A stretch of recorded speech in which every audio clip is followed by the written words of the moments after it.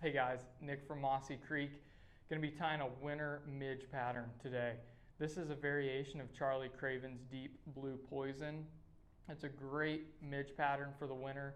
We were in here early this morning shoveling snow and ice, so my mind is thinking of Spring Creek fishing in the winter. There's a lot of midges throughout the winter that trout feed on, and so a zebra midge or a variation like this is a really important fly to have in your box. This is a great fly if you are new to tying. Zebra midge, this variation, really simple to tie. You can knock out a lot of them. It's also really easy to tie different variations, colors, sizes, different weights.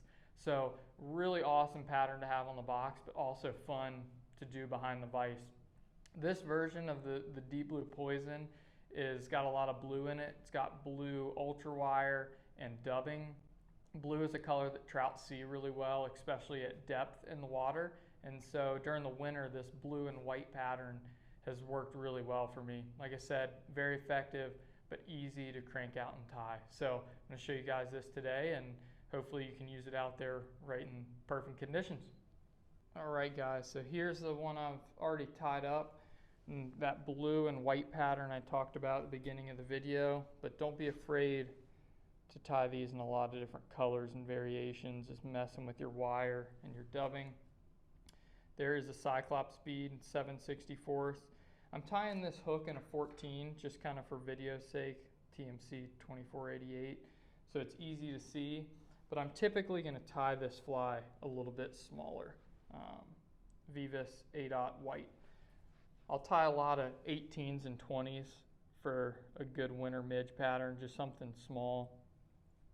Like I said, wanted you guys to be able to see it a little bit better because that small size can be tough. So I'm just going to take my thread and start wraps. I'm going to go just down where the hook starts to bend, and I'm going to cover this body really well. There's not much material in this fly, so I'm going to use my thread to start tapering my body a little bit up towards the head of the fly.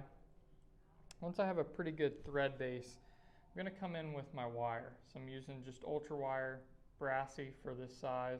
You may want to go to like a small or an extra small if you're doing a little bit bigger of a fly, or sorry, a little bit smaller of a fly. I'm going to come in with my wire, and I'm going to just take that wire and I'm going to slide it right up against the bead, and I'm going to slowly start to wrap my thread back over the wire, just bringing it along the bend of the hook on the inside of me. I like to do it on the inside just so I can see it and see what's going on. You can really do whatever you want. You can take it over the top or the back side.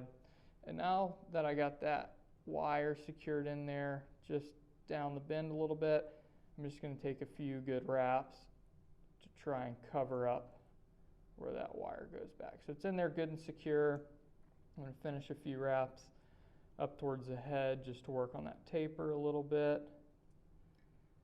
I'm going to take my wire, and I'm going to use the rotary function of this vise. The beautiful thing about these Renzettis is that rotary function, and I'm just going to make nice, even wraps all the way up. Pull my thread down a little bit, all the way up to the head of the fly.